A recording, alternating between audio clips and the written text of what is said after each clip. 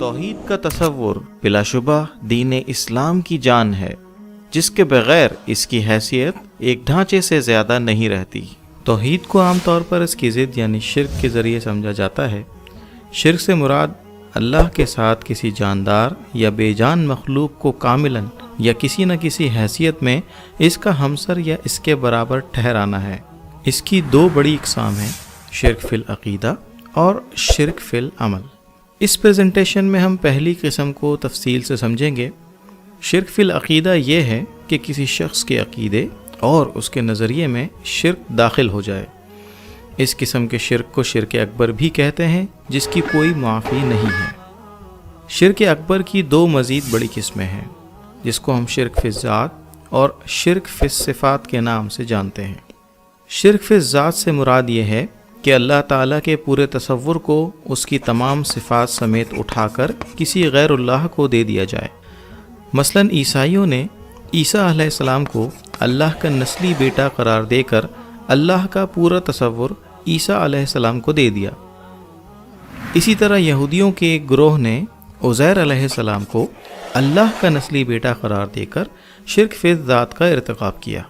پھر ہندوؤں نے کرشنا اور رام چندر جیسے انسانوں کے بارے میں یہ عقیدہ گھڑا کہ خدا مکمل طور پر ان میں حلول کر گیا ہے، اور ہماؤس جیسے فلسفیانہ نظریے کے قائل افراد پوری کائنات کو خدا قرار دیتے ہیں۔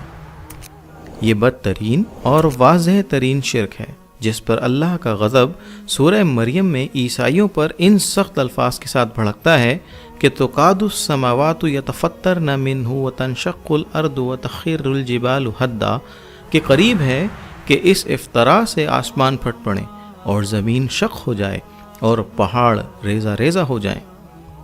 شرک کی دوسری بڑی قسم شرک فی الصفات ہے۔ اگر اللہ تعالیٰ کی ایک بھی صفت غیر اللہ کو دے دی جائے یا ایسا نظریہ اپنا لیا جائے جس سے کسی ایک صفت کا انکار ہوتا ہو، تو چاہے باقی تمام صفات مانی جا رہی ہوں، شرک فی الصفات واقع ہو جاتا ہے۔ شرک کی اس قسم کو سمجھنا قدر مشکل ہے، کیونکہ اللہ تعالیٰ کی کئی صفات کا عکس مخلوقات میں بھی پایا جاتا ہے۔ مثلاً اللہ البصیر ہے، دیکھتا ہے، اور کچھ نہ کچھ دیکھنے کی صلاحیت مخلوق میں بھی پائی جاتی ہے۔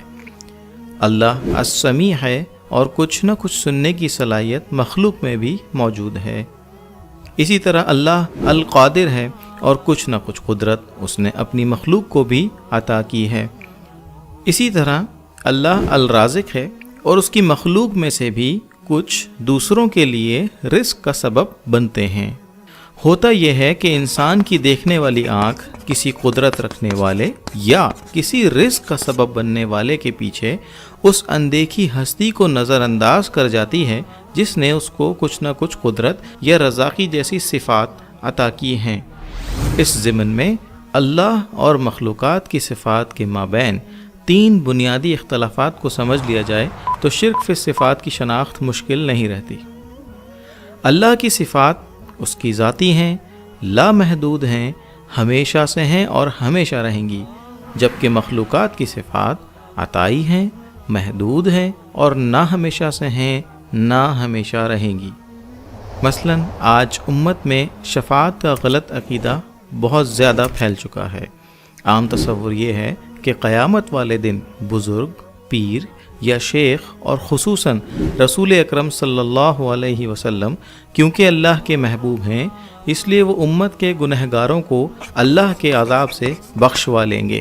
یہ واضح شرک ہے، کیونکہ آخرت کے دن کا تنہا مالک یوم الدین صرف اللہ ہے، اور وہ اپنی مخلوق میں سے کسی کو بھی اس مقام میں شریک نہیں کرتا، اور اس دن کسی کو کسی کے حق میں کوئی اختیار نہ ہوگا۔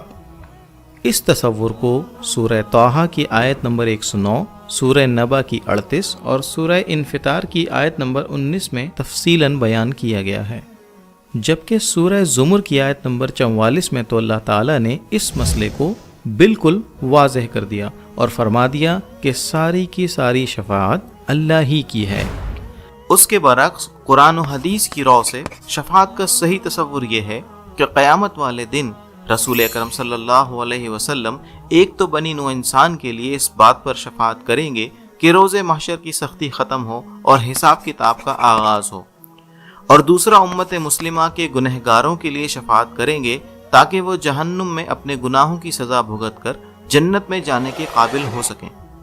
لیکن یہ ذہن نشین رہے کہ شفاعت کی یہ دونوں صورتیں اللہ کی چاہت کے بغیر فائدہ مند نہیں ہو سکتی۔ اسی طرح غیر اللہ سے مدد طلب کرنے کا شرکی عقیدہ بھی امت میں پھیل چکا ہے۔ خصوصاً مزاروں اور مقبروں میں مدفون اولیاء کرام سے متعلق یہ عقیدہ رکھا جاتا ہے کہ یہ بندوں کو رزق، اولاد اور صحت وغیرہ جیسی نعمتوں سے نوازتے ہیں۔ یہاں یہ باریک بات جاننا ضروری ہے کہ اگر کسی سے ظاہری اسباب کی بنیاد پر مدد طلب کی جائے تو یہ جائز ہوگا، جیسے کسی مریض کا کسی طبیب سے ظاہری اسباب مثلاً دوائی کی بنا پر مدد طلب کرنا، یا کسی پانی میں ڈوبتے ہوئے شخص کا گزرنے والی کشتی کے سواروں سے ان کی ظاہری صلاحیتوں کی بنا پر مدد طلب کرنا، یا کسی صاحب حیثیت شخص سے اس کی ظاہری حیثیت کی بنا پر کچھ مدد طلب کرنا، یا کسی سے اپنے لیے دعا کرنے کی درخواست کرنا جو یا تو اس کے سامنے ہاتھ اٹھا کر دعا کر دے یا تنہائی میں ایسا کر کے اسے مطلع کر دے۔ لیکن اگر کسی کے پاس ظاہری اسباب موجود نہ ہوں تب بھی اس امید پر اس سے مدد طلب کرنا کہ وہ کچھ غیبی اسباب کے ذریعے مدد کر دے تو شرک ہوگا، یا سرے سے جس سے مدد طلب کی جا رہی ہے وہی غیب میں ہو تو اس سے مدد مانگنا تو سراسر شرک ہے۔ اس مسئلے کو بھی قرآن میں بیشتر مقامات پر واضح کیا گیا ہے، جیسے سورہ اعراف کی آیت نمبر 191 سے 194 اور سورہ فاطر کی آیت نمبر 13 اور 14 میں۔ شرک فی الصفات کی تیسری شکل جو آج امت میں عام ہے، اللہ کی حاکمیت میں شرک کرنا ہے۔ اللہ تعالیٰ اس کائنات میں اور اس میں موجود ہر چیز کے خالق ہونے کی حیثیت سے تنہا یہاں حاکمیت کا حق رکھتے ہیں۔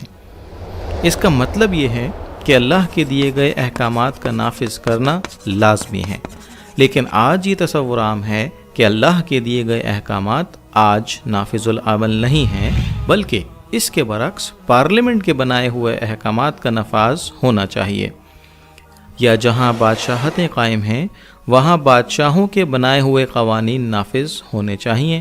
یہ نظریہ بھی شرک ہے، کیونکہ اللہ کے دیے گئے قوانین کے بارے میں یہ نظریہ رکھنا کہ یہ آج نافذ نہیں ہو سکتے اللہ کی توہین ہے۔ قرآن کی رو سے عیسیٰ علیہ السلام کو بیٹا بنا دینا ہی شرک نہیں، بلکہ اللہ کے علاوہ کسی اور کو احکامات طے کرنے کا حق دینا، چاہے وہ علماء اور مشائخ ہوں جو اللہ کی کتاب کے برخلاف احکامات شریعت اخذ کرتے ہوں، یا کوئی پارلیمنٹ ہو جو اللہ کے دیے ہوئے قوانین کے برخلاف کوئی اور قانون طے کرے، سراسر شرک ہے۔ سبحان اللہ والحمد للہ